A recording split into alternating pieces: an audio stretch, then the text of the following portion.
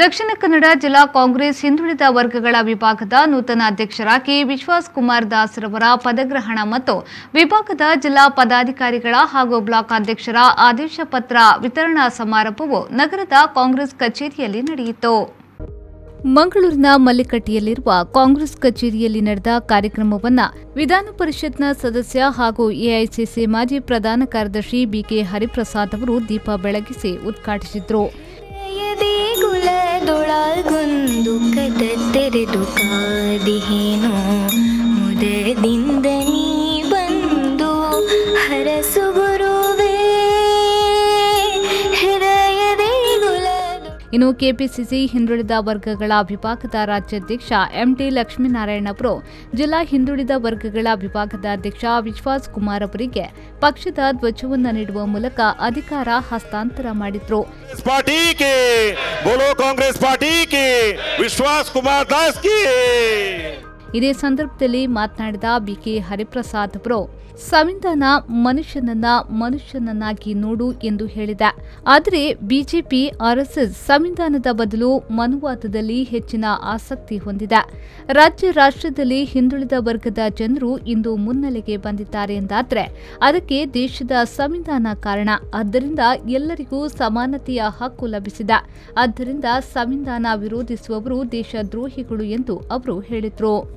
ಸಮಾಜ ಸುಧಾರಣೆ ವಿಚಾರದಲ್ಲಿ ಅಗ್ರಗಣ್ಯರು ಎನಿಸಿದಂಥ ಕರ್ನಾಟಕ ರಾಜ್ಯದ ಬಸವಣ್ಣನವರು, ಕೇರಳದ ಗುರುನಾರಾಯಣರವರು, ಮಹಾರಾಷ್ಟ್ರದ ಮಹಾತ್ಮ ಫೂಲೆರವರು, ಅಂಬೇಡ್ಕರ್ ಅವರು, ಸಾಹು ಮಹಾರಾಜರವರು, ತಮಿಳುನಾಡಿನ ರಾಮಸ್ವಾಮಿ ಪೆರಿಯಾರ್ ನಾಯ್ಕರ್ರವರು, ಆಂಧ್ರದ ವೇಮನ, ಇವರೆಲ್ಲರೂ ಸಹ ಶೋಷಿತ ವರ್ಗ, ಅದು ಇವತ್ತು ಹಿಂದುಳಿದ ವರ್ಗ ಆಗಿದೆ.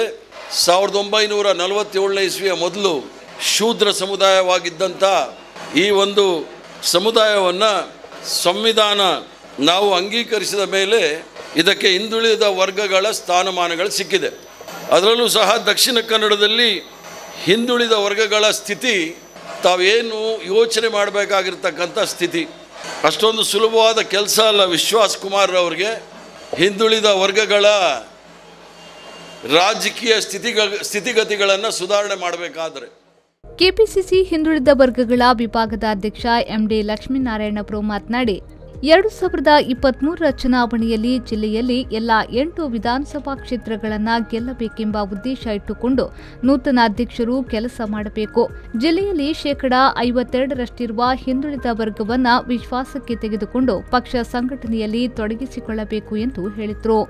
ವರ್ಷಗಳ ಕಾಲ ಕಾಂಗ್ರೆಸ್ ಪಕ್ಷ ಅಧಿಕಾರದಲ್ಲಿದ್ದು ಹಿಂದುಳಿದ ವರ್ಗರ ಬಗ್ಗೆ, ದೀನದಲಿತರ ಬಗ್ಗೆ, ಹರಿಜನ ಗಿರಿಜನರ ಬಗ್ಗೆ, ಅಲ್ಪಸಂಖ್ಯಾತರ ಬಗ್ಗೆ ಈ ಎಲ್ಲ ಸಮಾಜಗಳನ್ನ ಕೂಡ ಮೇಲಕ್ಕೆತ್ತಕ್ಕಂಥ ಒಂದು ಕೆಲಸವನ್ನು ಮಾಡುವಂಥ ಕಾಲದಲ್ಲಿ ಇವತ್ತು ಕೇಂದ್ರದಲ್ಲಿ ಮತ್ತು ಕರ್ನಾಟಕದಲ್ಲಿ ಭಾರತೀಯ ಜನತಾ ಪಾರ್ಟಿಯ ಸರ್ಕಾರ ಬಂದು ಕೇವಲ ಹಿಂದುತ್ವವನ್ನು ಒಂದು ವಿಚಾರವನ್ನು ಇಟ್ಕೊಂಡು ಜನರ ಮನಸ್ಸನ್ನು ಬದಲು ಮಾಡ್ತಕ್ಕಂಥ ಒಂದು ವ್ಯವಸ್ಥೆಯ ಮೂಲಕ ಎರಡು ಕಡೆ ಅಧಿಕಾರವನ್ನು ಹಿಡಿದಿರ್ತಕ್ಕಂಥ ವಾತಾವರಣದಲ್ಲಿ ಇವತ್ತೇನು ಯುವಕರು ಕೂಗ್ತಾ ಇದ್ರು,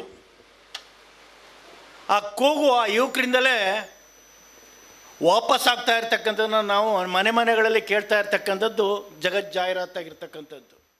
ಮಾಜಿ ಸಚಿವರಾದ ರಮಾನಾಥರಯ್ಯವರು ಮಾತನಾಡಿ ಎಲ್ಲ ವರ್ಗಕ್ಕೂ ಆದ್ಯತೆ ಕೊಟ್ಟಿರುವ ಪಕ್ಷ ಎಂದರೆ ಅದು ಕಾಂಗ್ರೆಸ್ ಮಾತ್ರ ಎಂದು ಅವರು ಹೇಳಿದರು. ಸಮಾಜದಲ್ಲಿ ನಮ್ಮ ಮಧ್ಯೆ ಒಂದು ದುರ್ಬಲ ವರ್ಗದವರಿಗೆ ಬಹಳಷ್ಟು ಕೆಟ್ಟದಾದ ನಡವಳಿಕೆಯನ್ನು ಮಾಡ್ತಕ್ಕಂಥದ್ದು ಈ ಸಮಾಜದಲ್ಲಿ ಆಯಿತು. ನಾನು ಮಾತಾಡ್ತಾ ಹೋದರೆ ಅದು ಭಾಳಷ್ಟು ಒಂದು ಬೇರೆ ದಿಕ್ಕಿಗೆ ಹೋಗ್ತದೆ. ನಾನು ಅದನ್ನು ಅಷ್ಟಕ್ಕೆ ನಿಲ್ಲಿಸ್ತೇನೆ. ಇವತ್ತು ಸಮಾಜದಲ್ಲಿ ನಾವು ಹುಟ್ಟುವಾಗ ಅರ್ಜಿ ಹಾಕಿ ಹುಟ್ಟಿದವರಲ್ಲ, ಬಹುಶಃ ಯಾವುದೇ ಒಂದು ಸಮಾಜದಲ್ಲಿ ಹುಟ್ಟಿದ್ದೇವೆ.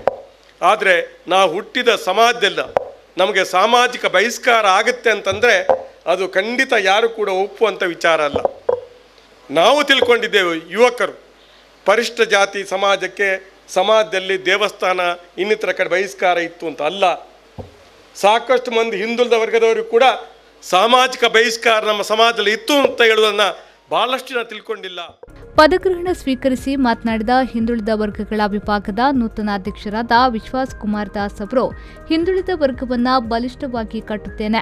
ಪಕ್ಷದ ನಾಯಕರು ಕೊಟ್ಟಿರುವ ಹುದ್ದೆಯನ್ನ ಸಮರ್ಥವಾಗಿ ನಿರ್ವಹಿಸುತ್ತೇನೆ. ಮುಂದಿನ ದಿನಗಳಲ್ಲಿ ಹಿಂದುಳಿದ ವರ್ಗಕ್ಕೆ ಆಗುತ್ತಿರುವ ಅನ್ಯಾಯದ ವಿರುದ್ಧ ಹೋರಾಟ ಮಾಡುತ್ತೇನೆ. ಹಿಂದುಳಿದ ವರ್ಗಗಳ ಸಬಲೀಕರಣಕ್ಕೆ ಹೆಚ್ಚಿನ ಒತ್ತು ನೀಡಲಾಗುವುದು. ಇನ್ನು ಜಿಲ್ಲೆಯಾದ್ಯಂತ ಭೇಟಿ ಮಾಡಿ ಪಕ್ಷವನ್ನ ಬಲವರ್ಧನೆಗೆ ಹೆಚ್ಚಿನ ಒತ್ತು ನೀಡುತ್ತೇನೆ ಎಂದು ಅವರು ಹೇಳಿದರು. ಹಿಂದುಳಿದ ವಿಭಾಗವನ್ನು ಬಲಪಡಿಸುವ ನಿಟ್ಟಿನಲ್ಲಿ ಎಲ್ಲ ನಾಯಕರ ಸಲಹೆ, ಮಾರ್ಗದರ್ಶನ, ಸಹಾಯವನ್ನು ಪಡೆದು ವಿಶ್ವಾಸದಿಂದ ನನ್ನ ಕರ್ತವ್ಯವನ್ನು ನಿರ್ವಹಿಸುತ್ತೇನೆಂದು ಹೇಳಿ, ಮುಂದಿನ ದಿನಗಳಲ್ಲಿ ಹಿಂದುಳಿದ ವರ್ಗಕ್ಕೆ ಸಿಗುವ ಸವಲತ್ತಿನ ಗ್ರಾಮ ಮಟ್ಟದ ಜನಸಾಮಾನ್ಯರಿಗೆ ಜನಜಾಗೃತಿಯನ್ನು ಕಾರ್ಯಕ್ರಮದ ಮೂಲಕ ತಿಳಿಸುವ ಪ್ರಯತ್ನವನ್ನು ಮಾಡುತ್ತೇನೆ. ಹಿಂದುಳಿದ ವರ್ಗಕ್ಕೆ ಸಿಗಬೇಕಾದ ಸವಲತ್ತುಗಳನ್ನು ಬಡ ಜನರಿಗೆ, ಹಿಂದುಳಿದ ವರ್ಗದವರಿಗೆ ಕೊಡಿಸುವಂಥ ಕೆಲಸವನ್ನು ನಾನು ಮಾಡುತ್ತೇನೆ ಅಂತ ಈ ಮೂಲಕ ಹೇಳಲು ನಾನು ಇಚ್ಛುತ್ತೇನೆ.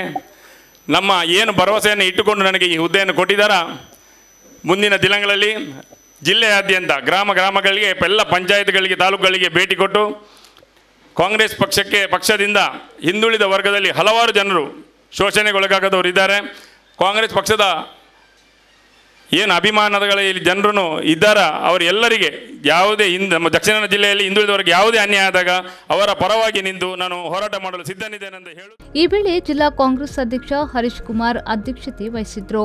ಶಾಸಕರಾದ ಯುಟಿ ಖಾದರ್, ಮಾಜಿ ಸಚಿವರಾದ ಅಭಯ ಚಂದ್ರ ಜೈನ್, ಮಾಜಿ ಶಾಸಕರಾದ ಜಿಆರ್ ಲೋಬೋ, ಮೊಯ್ದೀನ್ ಬಾಬಾ, ಶಕುಂತಲಾ ಶೆಟ್ಟಿ, ವಿಧಾನ ಪರಿಷತ್ನ ಮಾಜಿ ಸದಸ್ಯ ಐವನ್ ಡಿಸೋಸಾ, ಮುಖಂಡರಾದ ಪಿವಿ ಮೋಹನ್, ರಾಜಶೇಖರ್ ಕೋಟ್ಯಾನ್, ಸುರೇಶ್ ಬಲ್ಲಾಳ್, ಎಸಿ ಭಂಡಾರಿ, ಶಾಲಿಟ್ ಪಿಂಟೋ, ಸದಾಶಿವ ಉಳ್ಳಾಲ್, ಯುವ ಕಾಂಗ್ರೆಸ್ನ ಅಧ್ಯಕ್ಷ ಲುಕ್ಮಾನ್, ಡಾಕ್ಟರ್ ರಘು, ಕಾರ್ಪೊರೇಟರ್ ಶಶಿಧರ್ ಹೆಗ್ಡೆ ಮೊದಲಾದವರು ಹಾಜರಿದ್ದರು.